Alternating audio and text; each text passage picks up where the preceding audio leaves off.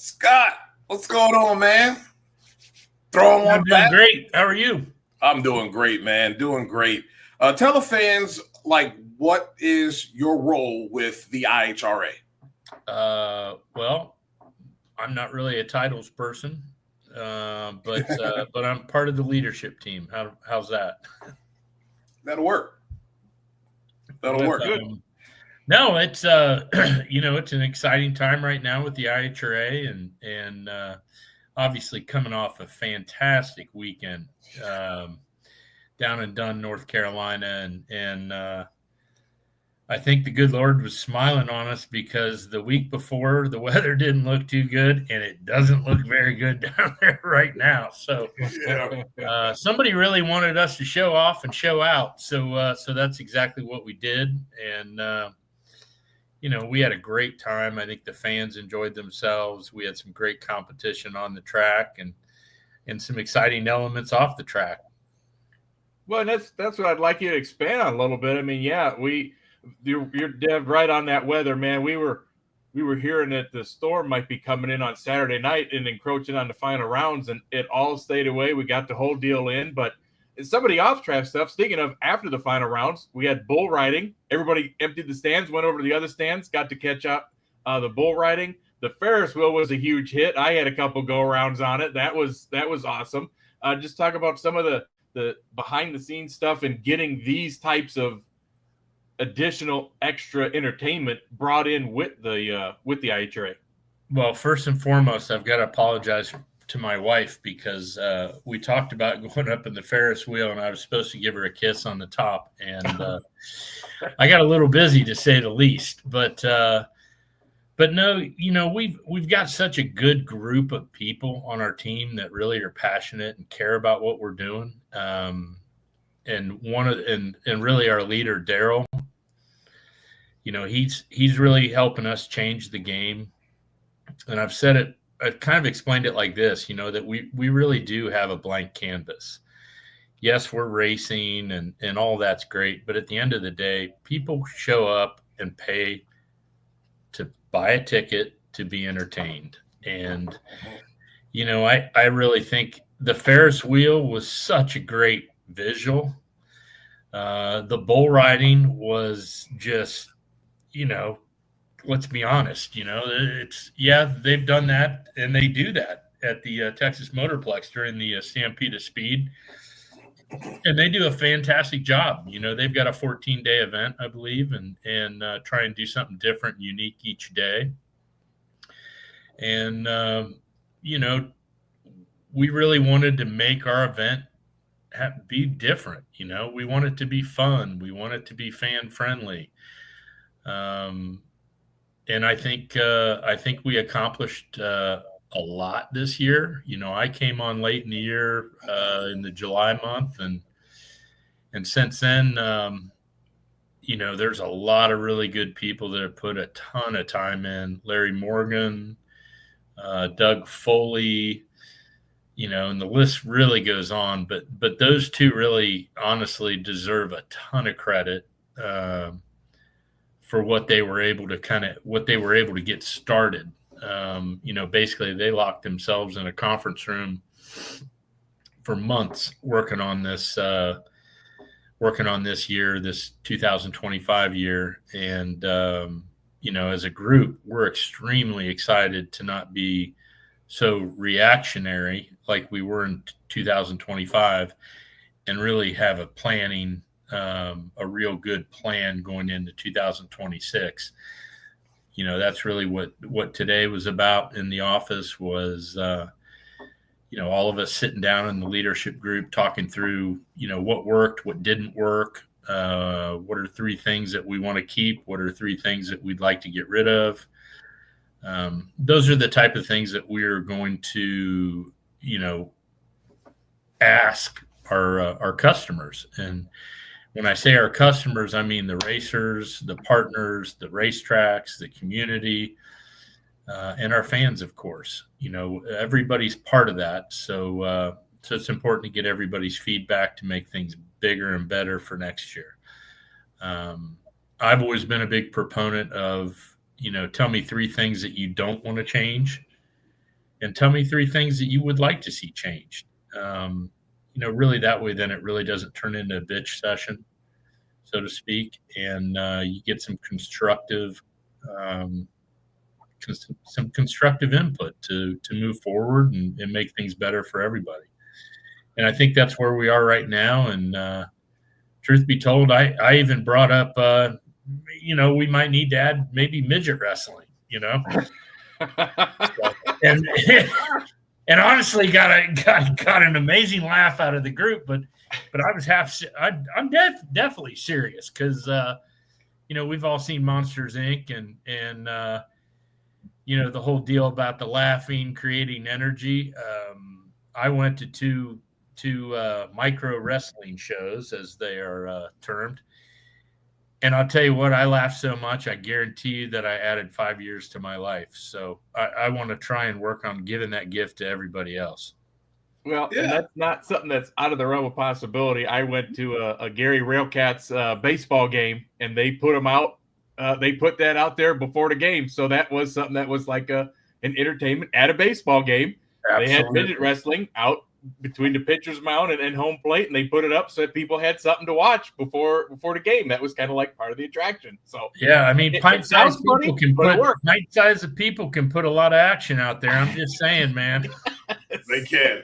They really do. And it's all about being different, and at the end of an event, probably honestly, one of my favorite things to do is talk to little kids in the staging lanes, or walking around the facility and ask them, hey, what was your favorite thing? And they all pretty much clam up when you say that. And I say, but when your friends ask you what you did this weekend on Monday at school, what are you going to tell them?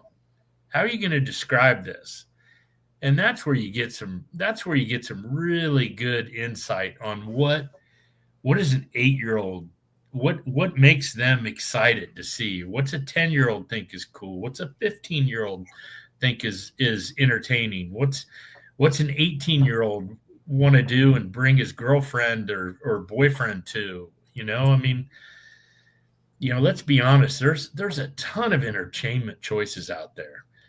And I had a really long talk with Steve Earwood at our event, and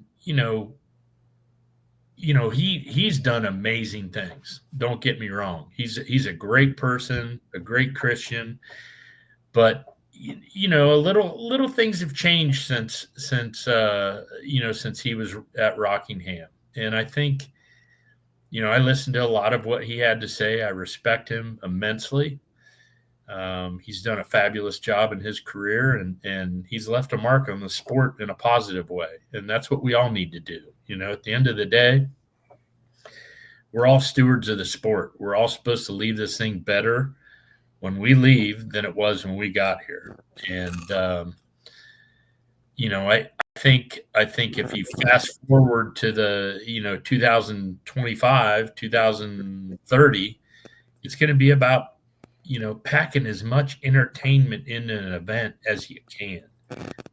And I think that's going to be part of the success story for groups that can do that. I mean, just not so micro focused, but offer it all. We're asking fans to be at the racetrack for an awful long time, and especially to be in the stands that long. So if you can keep somebody entertained, that clock doesn't seem like it's ticking as loud. You know what I mean? That's kind of really where my head is. That's where our leadership team where we're headed is really to work to make good decisions that that benefit everybody. Yeah, I was thinking about what you said earlier, and we kind of talked about that and have been talking about that, how the IHRA has this blank canvas and they have the ability to kind of reshape what a national event really is and how it's presented. Entertainment, I think, like you said, is the issue, because younger kids, I mean, let's face it, I mean, we're in the 30-second reel lifestyle here, and attention spans because of that aren't as long. But it also helps to have that kind of entertainment because, younger kids, they don't want to be out there for an extended amount of time. And at a certain point, they're like, I'm ready to go because they're bored. So having that extra entertainment is really going to be a game changer for families and families with young children. Looking forward to 2026, what are some of the things you guys are looking at to bring new and change with the IHRA in the series? You mean besides midget wrestling? Besides midget wrestling. Really, there's a lot of things that we're talking about right now. We're looking at the racers that have supported us. We're looking at the classes that have supported us. We are, without a doubt, as a series, going to run 8th mile, period. Doesn't matter what class you are, we're running 8th mile in 2026 for everybody. There's two things that really speared that. Number one is safety, and number two is cost containment. A lot of the nitro teams, we've got friends, we all talk just like you guys. I mean, you get a little, it's 8th mile. Well, when you talk to everybody after they've done it, that was a little apprehensive and didn't really think it was really going to be as exciting, they get it now. They get it. They understand that this is not hurting their pocketbook as hard as running 1,000 feet is, or a quarter mile. The breakage isn't there. The fatigue on the parts isn't there. And the cars they're right there. The finish line is closer to the stands, which means that it's closer to the fans, which means that the fans have more engagement because it's closer. They can determine as they're watching who won or lost to them before they look up at the light.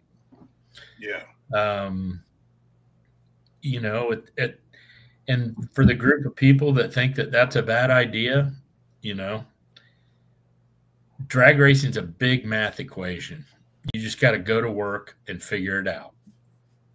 Yeah, I like that. And I like the fact that you guys were willing to run 1,000 feet and 8th mile. I'm pretty sure that was strategic to kind of get a feel on both.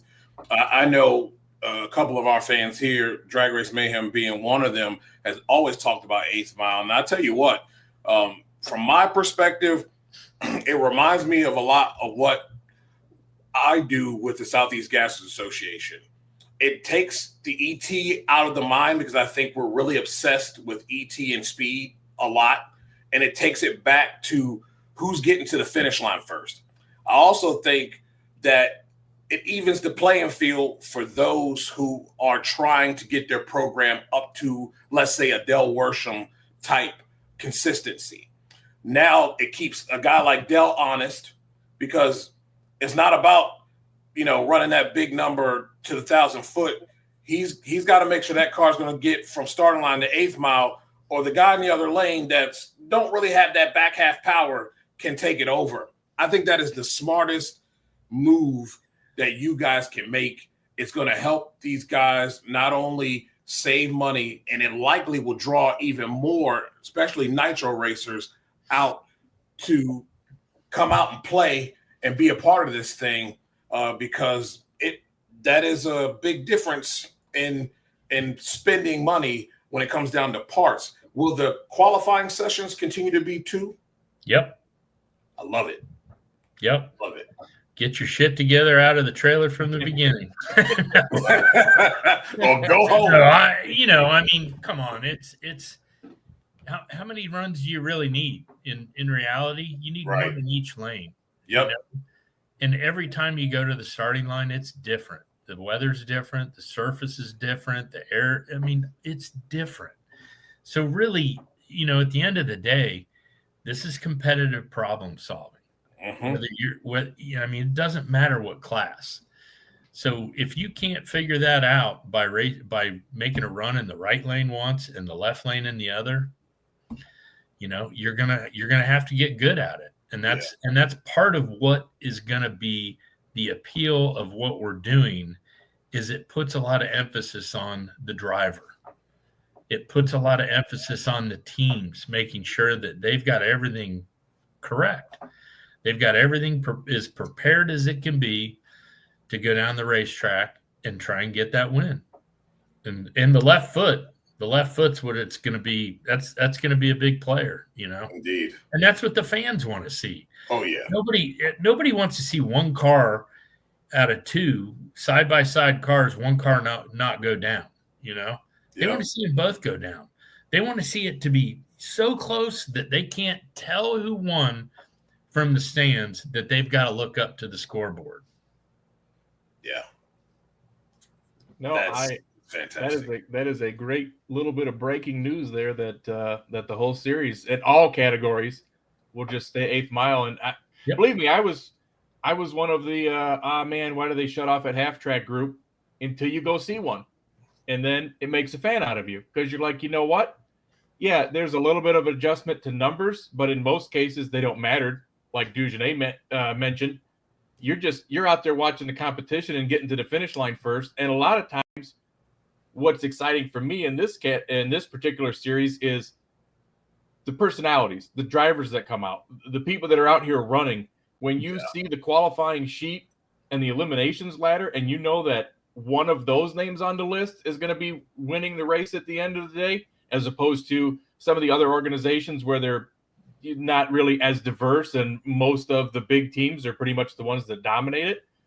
That makes it more exciting and interesting too. And it just becomes a matter of, which one's going to turn on the win light. You don't care what they run, as long as it's a close competitive race.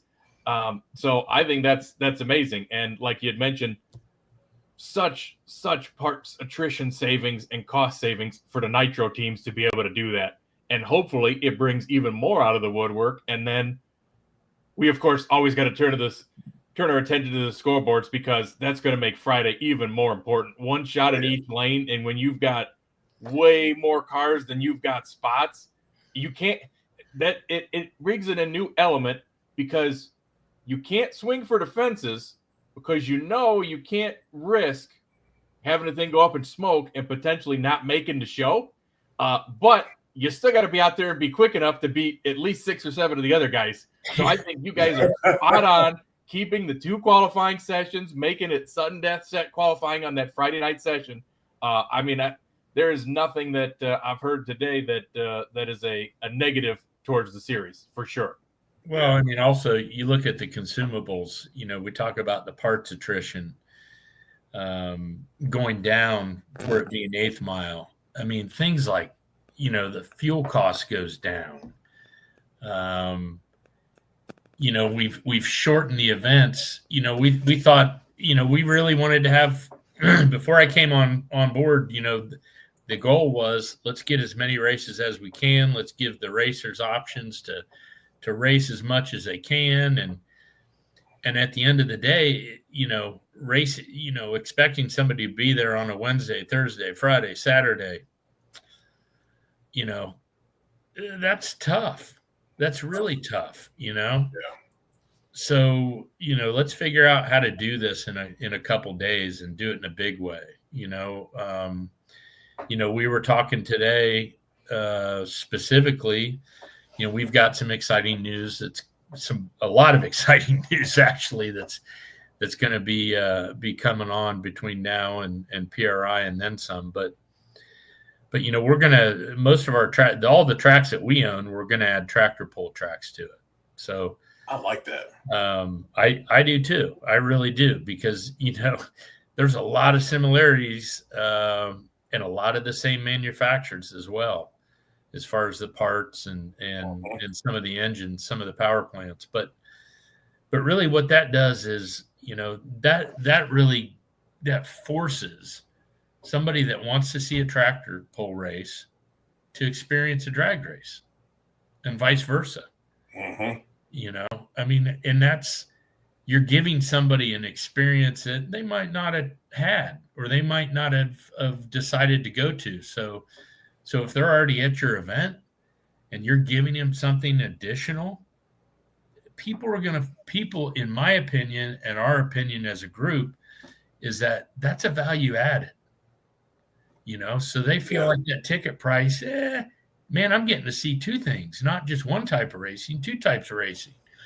So I'm not saying that they discount that ticket mentally and say 50% of it's drag racing and 50% of it's tractor pull in that example. But I think everybody wants, we're all multitasking. So we need, we all know that we only have so much free time to spend and try and balance life with our family and friends and work and everything else. If you can pack a lot of excitement into a short period of time, you're going to win every day. Oh, yeah, most definitely. Question from the audience there, from Mac1320. She says, do you think there should be drama between the NHRA and IHRA? I think it's pretty much a joke that, and it's only one-sided here, and I figured it would be with them. But I think that they have to learn to coexist, because they have to look at the bigger picture. I mean, I kind of use the AEW and WWE analogy. Everybody can't be at the big show, but those guys still want to wrestle, and they still need a place to wrestle, and it's all right to have an alternative. And I think IHRA is an alternative for those who can't necessarily do the big show. What do you think about that? Well, I can tell you a couple things. When I came on board, one of the first calls I made was to my longtime friend, Glenn Cromwell. Yeah. And I said, hey, Glenn, how's it going? What's going on? I mean, I've dealt with Glenn for years, right, back way before he was a division director even. Yeah. And I told him, I said, hey, I've accepted this position for a leadership role at IHRA. And he said, man, that's great to hear. And he said, a lot of people try and get me to say bad things about what's going on over there, but how can you say anything bad about somebody that's investing in the sport that we love and care about? Agreed. And they can coexist, and they will coexist. Mm-hmm. It's not the Hatfields and McCoys. At the end of the day, I'm not going to say that we're AAA and they're pros, because we're all pros and we're all together. Right. But I will tell you that racing an 8th mile in any car, I don't care which class it is, whether it has 2 wheels, 4 wheels, 8 wheels, don't give a shit. That hones your skills. Mm-hmm. So that when you get the right funding, and when you get the right opportunity, and when you put the right people together, that maybe you could run at the NHRA for a 20 race series, but you can't run before you walk. Right. I mean, you have to hone skills. These cars are no joke. I mean, you saw what happened with Dave Davies, Yeah. I mean, that should be a reminder to everybody that, first off, anybody that complains about too many people on the starting line, that's a great example. Yep. There's a reason. It isn't because the sanctioning body doesn't want everybody to experience that and see everything up as close as they can. At the end of the day, the first thing for a sanctioning body, the most important thing, is safety. Period. That's what we do. And second is providing timing that you can rely on. That's our football field. I mean, you can't. I've heard things recently of adding cameras to sensors and this and that, and I mean, in these conversations, I love the collaboration. I love hearing everything. I love hearing new ideas. But, you can't mess with safety.